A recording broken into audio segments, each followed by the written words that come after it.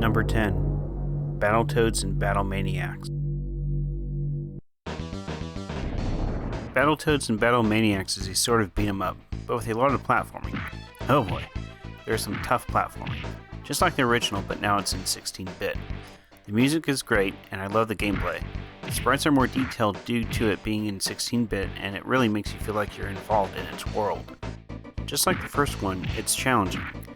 You will see some things return in the game, like for example, Turbo Tunnel, the Snake Pit, and even gliding across the way on a roller, all with a bit more challenge. Because of its difficulty, it claims this position. I love it for what it is, and it entertains me enough to say it is a good game to come back to. Definitely worth a play if you haven't played it before. Number 9. Mega Man X. Oh, Capcom. They have a knack for making amazing games. The X series is a strong one too. Mega Man X1, 2, and 3 are all really good. It would normally be hard to pick which ones to put up on the list, as I won't ever want to put multiple games in the same series taking up spots. The rule of thumb is Mega Man X is when it started off, so it gets this spot. It has a lot of action and platforming, plus a boss at the end of each level. It's just like the original Mega Man, but with more to it. You have more abilities in the game which are unlockable. There is even a secret move you can get. The music is fantastic. The gameplay is great. What more can you ask from a game? Even though I didn't grow up with Mega Man, it deserves to be in a top 10. This is why it only gets the number 9 spot for me. Number 8. Super Ghouls and Ghosts. Oh, it hurts! Why are there so many good games that are so difficult? Super Ghouls and Ghosts ups the ante of the original Ghouls and Ghosts. It's in its 16-bit glory though. Different from the NES title, not a remake. It features new areas and I believe new bosses as well. Again, this game isn't easy. Platforming isn't too bad, but avoiding enemies while platforming is where it gets tough. Just like the first one, there is a surprise in it.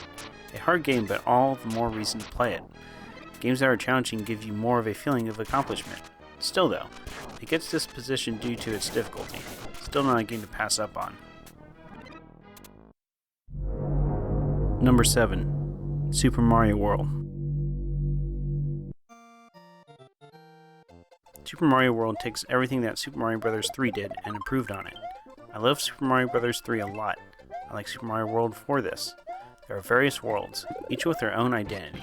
Every world has a Koopa Kid in it, which are all unique in some way as well. Boo houses, I believe, are new to the game, not to be confused with fortresses from Super Mario Bros. 3. There are now secret exits and some mysteries to explore in the game as well. Yoshi made its appearance in the game and is a writable character. There are new power-ups and even an extra bonus world to explore outside the main game. There really is no reason not to play it. Number 6. Super Metroid.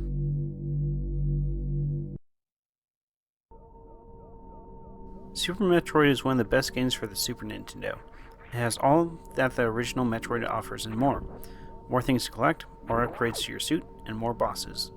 Like the first Metroid, you go around collecting a lot of things which forces you to pay attention to your surroundings. It also involves a lot of platforming. Even some equipment helps to make this unique. Also, just like the first Metroid, this isn't a game to pass up. Between platforming, fighting off enemies, and exploration, you may find that you can get lost. Something that the game has been known for since its first game. These days, it's easy to figure out where you need to go, but back then it was a real head-scratcher, so there should be no reason not to try out this gem. Number 5. Demon's Crest.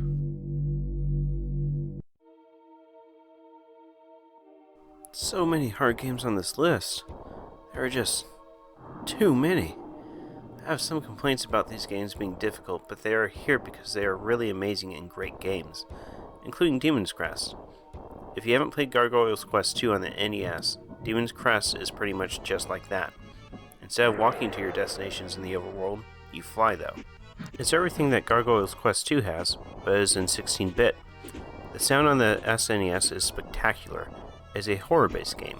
It really grabs you and throws you into the adventure. Of course, what is an adventure without some platforming? This is why it is on a list, because in between flying to destinations, the game is a platformer at heart. Number 4. Super Castlevania IV. I'm almost speechless at how good Super Castlevania IV is. If you haven't played Castlevania before, then this is a really good starting point. Super Castlevania IV captures everything that you get from the original Castlevania game. The story is the same. You're a vampire hunter on a quest to slay Dracula. Along the way, you come across many enemies and various bosses that block our path to him until the final fight. The control is spot on. You can jump on stairs unlike in the originals. You can use your sub-weapons while you're on them as well, something you weren't able to do before. You can now whip in all directions or even let your whip go limp to have full control over it. Number 3. Aladdin. Can you believe it? It's a Disney game on the list. This game is unique. I feel like it is closer to the animated movie since Aladdin didn't use a sword. The use of apples stuns the enemies. The other way you can attack is by jumping on top of them, which is much easier. It is a pure platformer and does a good job of getting you into the game. There is a carpet you can find which helps you correct your movement. It can also be used to get through the levels quickly if you know where you're going. Get a game over, and it's gone though. It is an easy game in my opinion, though some find it hard. It is a game made by Capcom after all, and they're known to make difficult games. Number 2. Earthworm Jim 2. Where do I start with this wacky out-of-this-world game? Why isn't this the first one on the list? That's a good start. The first game isn't on the list because it's missing a level that the Genesis version has. In fact, the Genesis version is still missing some content that I believe was on the PC version. That content was on Earthworm Jim HD when it released. But let's continue with Earthworm Jim 2. Earthworm Jim was quite popular back in the day. It was really gritty and wacky at the same time. An Earthworm in his suit visits various planets to rescue a princess. He'll go through a lot to rescue her, and the levels are so very different from each other. It doesn't even have to make sense because the character is just so out of this world. You have your trusty energy gun with various modes of fire that you can pick up along the way. You can also use your head as a whip. You come across the craziest villains and it just flows way too well. To pass up on either Earthworm Jim game is a huge dishonor. Definitely check the game out if you haven't. There is no reason not to. Number 1. Donkey Kong Country 2. Everyone should be familiar with this game, at least the series and characters. This game builds a lot off the first game, but instead of Donkey Kong and Diddy Kong, we now have a team up of Diddy Kong and Dixie Kong. Donkey Kong has been captured, so Diddy and Dixie set off on an adventure to free Donkey Kong. The first game was all about being in the jungle and mountainous terrains. In this game it's kind of similar, but now everything involves pirates. There are coins to collect as well as DK coins which give you a nice bonus if you collect them all. The music is just so good. If the graphics don't suck you in, the music will. If the music doesn't suck you in, then the graphics will. It's a perfect combination of great graphics and music that makes you feel as if you're sucked into the world.